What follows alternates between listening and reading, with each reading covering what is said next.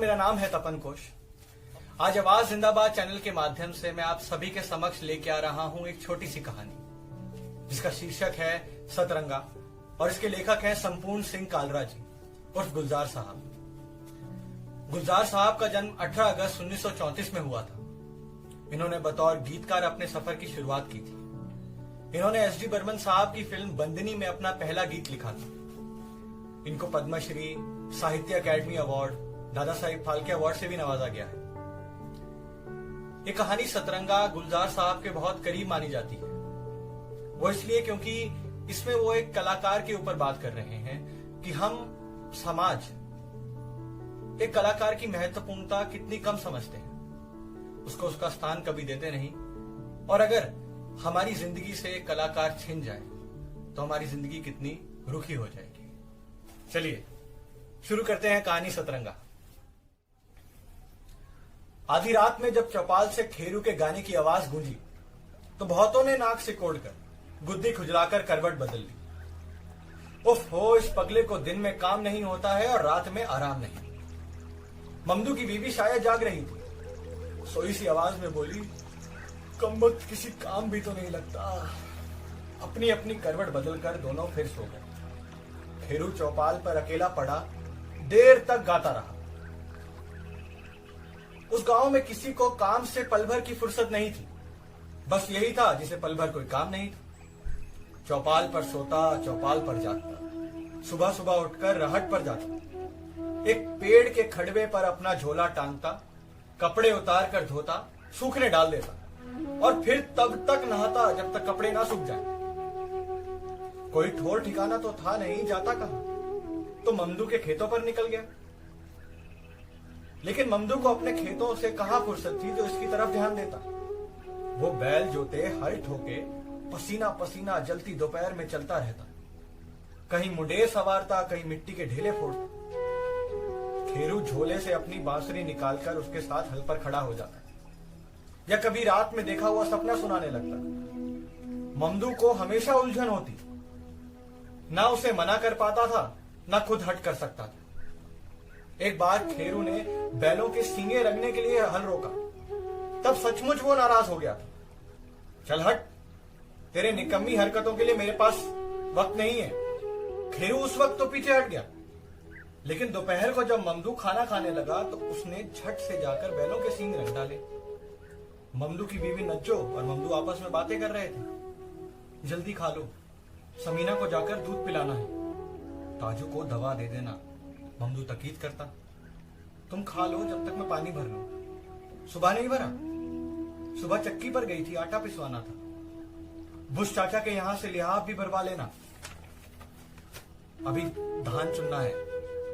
यही सब काम खेरू को फालतू के लगते थे, लेकिन हर आदमी इन्हीं कामों में मसरूफ था, बहुत मसरूफ। अगले दिन फिर वही हुआ। ममदू खाना खाने लगा तो खेरू को आवाज दी। खेरू झोले से घंटियां निकालकर तागे में पिरो रहा था। ओ खेरू, क्या कर रहा है? बैलों को घंटियां पहना रहा हूं, जब चलेंगी ना तो अच्छा लगेगा। चला, खाना खा ले, छोड़िए बेकार के धंधे। बैल तो चलते ही रहेंगे, यही है उनका काम। तू भी तो बैल जैसा ही है, एक घंटी तू भी बांध ले। खेरू ने मजाक किया। शाम को खेरू पनघट पर पहुंच गया। प्यास लगी थी, लेकिन किसी को फुर्सत कहां थी कि उसे पानी पिलाए। एक को जाके दाल बघारनी थी, तो दूसरी आटा गूंथ कर आई थी।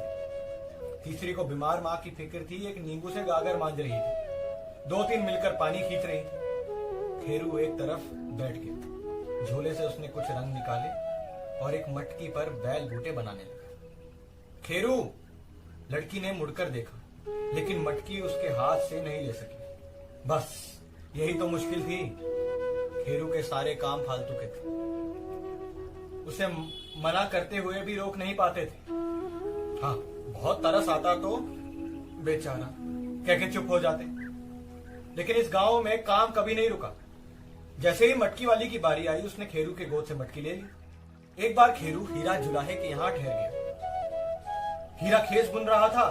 खेरू बहुत देर तक खड़ा उसे देखता रहा और ताने की आवाज सुन रहा था, दुटुंग टुंग दुटुंग टुंग दुटुंग टुंग। और फिर गांव भर घूमता रहा गाता हुआ, धुटुंग टुंग धुटुंग टुंग धुटुंग टुंग। उस दिन मुखिया ने कह दिया था कि इसका दिमाग चला गया है।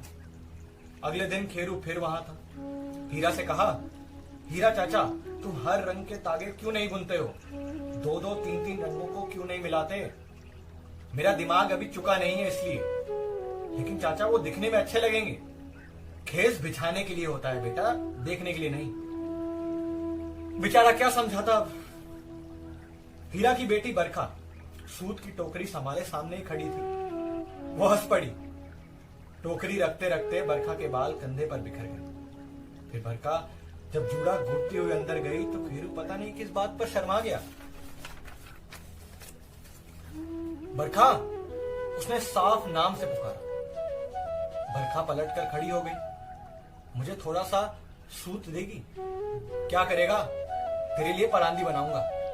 खेरू जितना शर्मीला था उतना ही बेशर्म बोला, लेकिन एक रंग की नहीं, सब रंग की चुनी दे दे। बेचारे को बहुत दिन आना पड़ा वो सारे रंग जमा करने के लिए। और जिस दिन सब चुनियां मिल गई तो सारा दिन बड़े बरगद के नीचे बैठा परांदी बुनता रहा और गाता रहा, धुटुंग टुंग धुटुंग टुंग धुटुंग टुंग। सब हंसकर गुजर गए। सिर्फ उस स्कूल मास्टर ने जाते जाते पूछा था, क्यों रे, क्या कर रहा है खेरू? 1 मिनट तो चुप रहा, फिर हंसकर जवाब दिया, घने घने बालों के लिए परांदी बुन रहा हूं। काम करते तो उसे सचमुच किसी ने नहीं देखा था, लेकिन यूं भी नहीं देखा था कि जब वो कुछ भी ना कर रहा। सुबह राहट से लेकर रात चौपाल पर आने तक पता नहीं वो कितनी बार गांव से घूम जाता। 1000 बार किसी दरवाजे के आगे से गुजरने के बाद अचानक एक दिन उस पर रुक जाता। झोले से चाकू निकालकर फौरन उस पर तस्वीर खोद देता।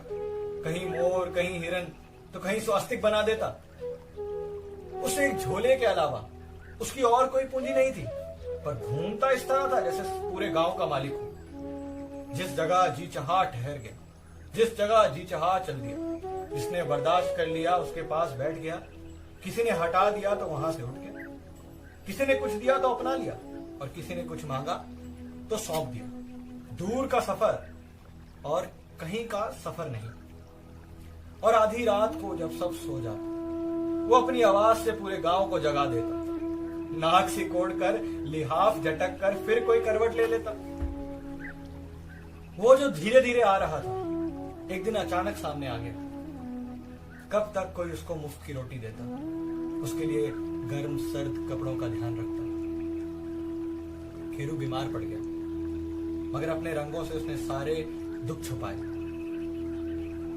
एक दिन मुखिया नींद से उठकर चौपाल पर आए। हरामखोर, एक ही थप्पड़ में बेचारा खेरू जमीन पर गिर गया। खिड़कियां जो खुली थी वो अब बंद हो गई। उस सुबह लगभग हर शख्स चौपाल से होकर गुजरा। खेरू कहीं नहीं था। उसका झोला वैसे का वैसा ही लटका हुआ था। लोग एक दूसरे से पूछ रहे, किसी ने कहीं राहट पर तो नहीं देखा? खेतों पर होगा, पनघट पर होगा। पहली बार लोगों ने दरवाजों के मोड़ टटोले।